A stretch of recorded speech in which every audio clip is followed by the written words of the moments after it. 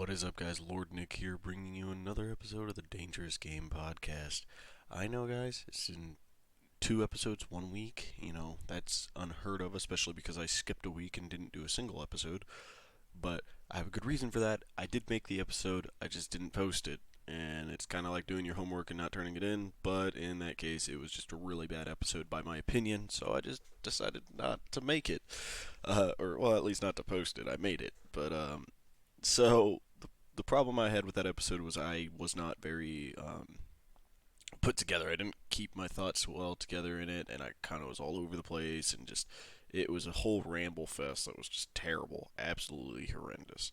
But I wanted to give another shot at it and just keep going forward anyways and label it a new episode. So while episode 19 was talking about a lot of the big things that you need to learn and to kind of understand what makes a plat player and what you need to learn to become better than plat, this episode is going to be focusing on predominantly the one thing that I really didn't talk about at all in that last episode, which is a big thing that everybody needs to learn, and it's not just plat players, it's everybody across the board, and that specifically is vision control. So this season, guys, so far is shaping up to being a very rotation-heavy game. It's all about who can move somewhere the fastest, who has the best reaction times to go help and assist. It is about mobility and rotations, more so than any other season that I've seen. Back in the day, even when it was all about constantly how fast can the jungle move around and clear the jungle and gank, it wasn't nearly this big about the rotations. It's about contesting as a team opposed to single ability to outplay and shine. Now, note, a single player can go and dominate the other enemy team. I can play Kayn right now and just go and take control of the enemy jungle in the early game pretty fucking well. The problem being is if I have lanes that are inting and those enemies that are fed start rotating up, I can have an issue with actually still controlling it. Being outnumbered is still very hard to deal with. And point and click CC is at an extreme strong point right now. So picks like Leona and Nautilus are both very, very highly contested because of that reason. Now, you've also seen in a lot of different videos, if you watch a lot of different YouTubers like Pro Guide stuff, which I've started watching recently because occasionally they do have something interesting, they've noted that there is a lot of people moving to like Predator support picks, and the reason why is this allows for better rotations, which means also that you'll probably see a lot more junglers also rotating to Predator, even though they like to be more skirmish heavy, and those who can abuse Conqueror, generally considered king at the moment. Predator might see itself just being bumped up, and we might just see a lot of stat sticks who are taking Predator come back. And for those who don't know what a stat stick is a champion that just relies on checking stats. There's no real mechanics to the champion. There's not a whole lot of strengths to the champion outside of the fact of how much I can stack on my champion to make them very, very strong. It's not about how well you play them. It's just about the fact that naturally they have better statistical chances than everything else due to the fact that they just have higher stats. Um, for instance, that is Mundo. Do you have the stats to kill Mundo? No? Mundo's going to kill you then. Just by sheer piss and vinegar, this guy's going to run at you and smack you down with his cleavers. Okay, like that's a stat stick champion who's actually pretty good in this current meta. Now, note, he is abusing Conqueror, but I could see fairly soon that a lot of them might move to Predator because it just allows you to move around the map more. A lot of people who use Moby boots are succeeding quite a bit. In Korea, they're abusing Nimbus Cloak because every time you smite or use a summoner spell, you gain movement speed, and a good chunk of it too. So it allows you to move around the jungle and clear the jungle a lot more, which is something I'm considering changing to on like my Ivern run, going back to Nimbus Cloak over the orb right now, which could help me with moving around a bit more in the early game. So there is a lot of potential in the jungle right now for changing runes to be more about mobility. Supports are already doing it. Some places like Korea are already starting to do that a little bit with the Nimbus Cloak stuff and Moby boots becoming more popular. So it's all about rotations right now. And so what generally comes with rotations is ward, and map control. So map control stems from the ability to be able to read where other people are on the map, even with lack of vision, and then knowing what you need to do at the times that certain people are in certain places. For instance, if you know for a fact the enemy jungler is in their top jungle, you can go down and force a dragon. If they're in their topside jungle, they have no way to respond to the dragon. That's just simple as that. As long as you have a fast enough clear on it, you can take it and go, and that's it. That's all you have to do. If you know they're on the bot side of it, and their bot lane is pushed up, you should know at that point, okay, that's probably a bad time for me to try to sneak this dragon, because they have a better chance to rotate up before your lanes do. So you really have to pay attention to the map and what knowledge you do have and what knowledge you can perceive to have. Now, a big way to change that is being able to go and invade on the enemy jungle, which is a huge thing for junglers and supports alike in this current season. Now, mid laners can do it as well. I just recommend that if a mid laner does it, that they are semi-mobile mid, which are also becoming more popular anyways. Ahri, LeBlanc, assassins in general. Even something like AP Nunu with Predator is becoming a kind of thing, which is, FYI, do not try that in Ranked if you've not practiced it at least a buttfuck ton in Normals. It is something that is interesting. Give it a look up. It's a odd-ass build, but it's Predator Nunu with Ghost Heal, so you can be mobile and run around the map and gank every side lanes. It's really kind of interesting. Anyhow, if you're looking for what this season is going to be defined by, it's going to be defined by massive amounts of mobility and rotations. Which means Talon's probably going to come into the meta because nobody really climbs through the map nearly as well as Talon and Kayn. And both of these guys are going to be probably the two best things this season. I think, as it starts moving on, followed by like Lee Sin and people with tons of dashes and tons of speed ups and stuff like that. Rammus, Gragas, people who naturally run Predator are going to be really good. So I think that we're just going to see a lot of this mobile play style. But that does mean that we're got to get, loop it all the way back to what I was originally going to talk about, which is you need to learn how to ward. Now, it's not necessarily of where to place wards. I feel like a lot of players over time now have kind of learned the best places to ward, unless you're brand new to the game, in which you can look up some tutorials of what are the best places to ward. Hey, I've even made a decent chunk of a video somewhere on my channel about warding, and that doesn't really change much. Wards really kind of just stay the same. Now, I do recommend placing wards in places that are not necessarily bush, but are kind of like intersections of areas, because then it gives you 3 potential avenues of which they can enter into the ward, which means it covers 3 potential prongs of attack, more so than just a bush. Tri-bush is a place that's pretty good to put a ward, but hey, if you rotate it up a little bit behind that dragon pit between Tri-bush and the red buff, there's a section there that shows you 3 different sections. It could show you that they're heading down to the red buff. It could show you they hit the planet. It could show you if they go into the dragon pit. It could show you if they head into the Tri-bush. There's a lot of things you can catch from that slight move up that Tri-bush would negate, that would not show you at all. So, that being said, you need to learn to just be able to go and place wards into the enemy jungle. Aggressive warding gives so much of an advantage because it allows you to be able to play more aggressively, because as soon as you see them at that point, you could be like, okay, they're actually on their way here. I need to back up now and just stop pushing and shoving as much as I am. It may give up a little bit of pressure at the time, but just like I said in the last video, giving up that bit of pressure does not necessarily mean you equate to losing. It just means that you're wasting the time of enemy junglers. On top of that, you are giving small amount of resources back to your opposing laner, only to negate giving up more than that. So, on top of that, red wards are a big thing. I made a little bit of a prod at it in the last video, and I want to make a big prod at it now. You all fucking suck at red warding. Everybody in this game sucks at red warding until you hit about diamond and higher, and even then, most diamonds suck at red warding. Like, I don't understand it. I don't know what your aversion to it is. I get it. It's 75 gold, possibly 150 if you buy 2 of them. That's a lot of money. But it really isn't, because if you're hitting all of your CS in a freaking cannon wave, that's as much of a cannon wave, if not just a little bit under it. Like, think about that, guys. Like, 75 gold is not a huge investment, and that's a very good investment. Yeah, cool. They might swing it and gain that 30 gold, in which that's a 105 gold differential at that point. But like I said in the last video, it prevents you from dying. Dying usually is about 140 to 150 gold that you're giving up.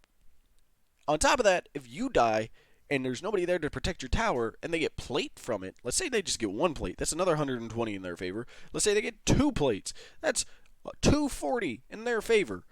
Plus that 150 you gave up, plus the CS you lost, plus the CS they gained. That's a massive gold disparity that is caused by one single death.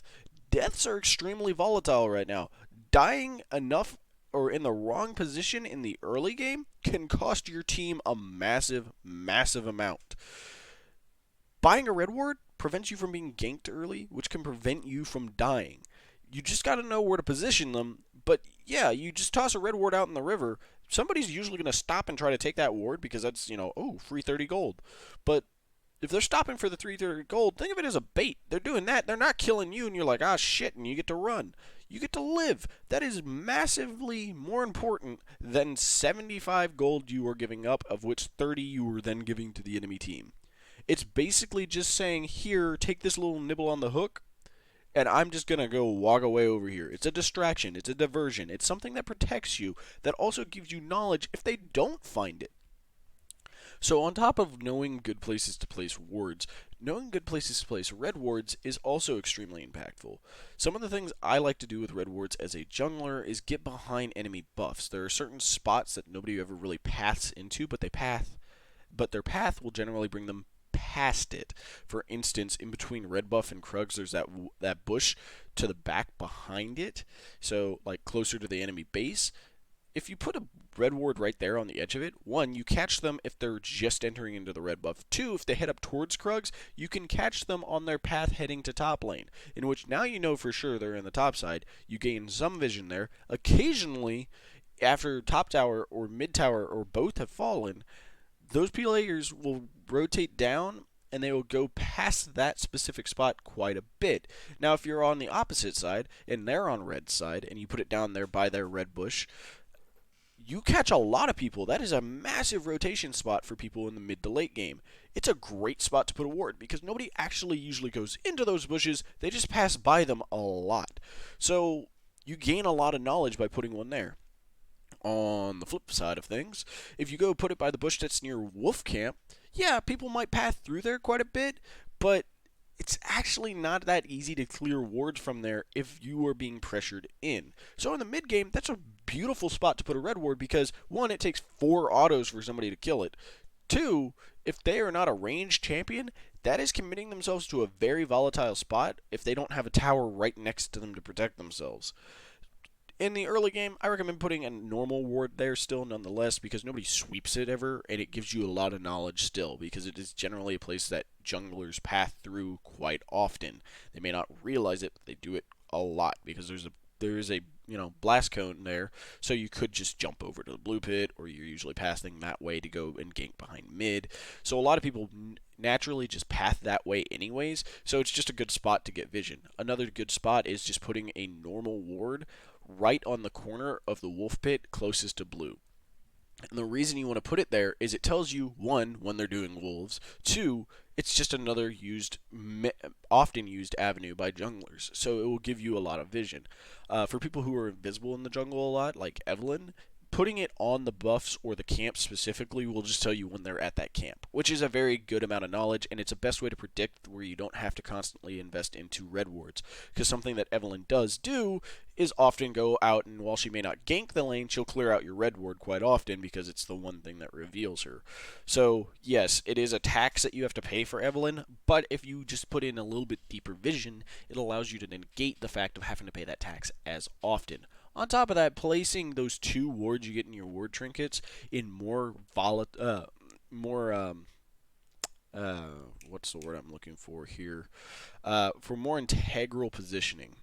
For instance, in places where people are often going to be. It may be a little bit more dangerous for you to get there initially, but as long as you've caught, oh look, enemy jungle's down there at bot, let me go put this in that spot. Like, let me go put this over by their red buff.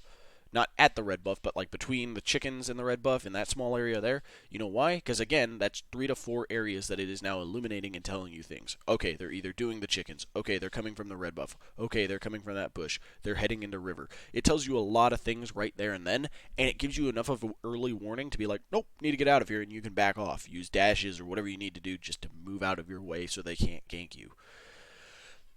This is kind of a shorter video, guys, because that covers pretty much my rant about wards. Buy the damn things, use the damn things, clear out the enemy vision. It's a very integral thing. Oh, actually, that doesn't clear it all up. One more thing for you guys, just a little trick for all you junglers out there who are trying to learn how to abuse certain systems. Start off with ward totems. So if you don't have the intent of going and 3-buffing your enemy, which I always recommend trying to do if you can, early invade and cheese is really, really good. FYI, I don't generally do the normal invasion cheese. I usually will wrap around and cut people off because it's better that way. Like if I go in for invasion on the bot side, you know how people like to come in from top side of the bot side river, head through the bush between river and red buff, and then they head down into the red buff. I like to cut across past the chickens and wrap around by the mid tower, not go through the mid tower, of course, because that's stupid, but like that area right there and wrap around, because most people are going to try to retreat that way. And if you cut them off that way, often, more times than not, you will either catch somebody, scare the crap out of them, and they'll flash, or they're all going to collapse on you and gives your team a time to collapse on them, and they're committing to trying to kill you. And as long as you're semi-mobile or have a decent chunk of early HP, you'll survive long enough for your team to collapse on them and kill them, because they all have level 1 abilities. Now, I don't recommend doing that into something like a Leona and like Volibear and things that have a lot of CC in the first level, but doing that when you know that they're like a Soraka Ezreal bot lane, that's perfectly fine. You're going to probably force a flash out of them at that point. You're probably going to just nuke them. It's a pretty good thing to do. Anyhow, the other thing I was going to tell you to do, if you're not doing something like that, is to grab a warding totem, run really, really fast over to where you think the enemy is going to start, try to put a ward down on that buff, and then get to a safe distance, back, get a sweeper, because sweeper then only has a 30-second cooldown. You get to your buff, and you're going to clear your buff at the same time, same speed. You're not going to be behind any bit. But now you have a sweeper, which means any vision they try to get early, you can negate really fast. You can turn that buff into a level 2 gank. You can turn that. You can then, or you could go and get level 3 and be able to sweep and get in early without having to make a back, especially if you have a healthy clear.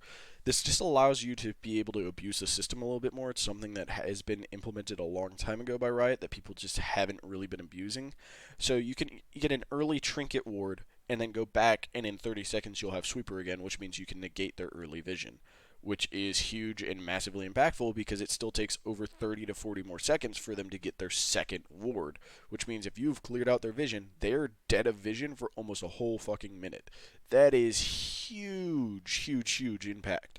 So something I recommend you kind of look into, something you practice yourself. Maybe you know different places that you want to put it at. I like to put it either at the red buff or in that little intersection between red buff, that spot that I told you to ward earlier, between the tri-bush, the red buff, and the brush over there at the top side of the red buff. Alright guys, I do want to thank you guys for watching this episode. I know this was kind of a rant episode and kind of me being like upset about people not warding and stuff, but hey, you need to learn to ward if you are not proficient at it. Look up some tutorials. Like I said, I think I do have a video somewhere about normal ward control somewhere on my channel. Warding really doesn't change much over the years. It really has maintained the same. It's just the number of wards that you have. But knowing how to do it and becoming more proficient at doing it is going to help you start winning games a lot more. And currently, right now, more than ever, vision is one of the things that wins me the games the most. The games that me and my teams light up the enemy jungle like a Christmas tree, those are the games that we end up winning the most because it allows me to counter jungle more efficiently and set the enemy jungler so far behind that they can't do anything. But thank you guys so much for watching. I hope you guys enjoyed this video, and I hope to see you guys again in the next video. Leave a like and a comment down below if you enjoy it, and I'll keep making more content like this. Thank you guys so much for watching, and have yourselves a wonderful, wonderful day.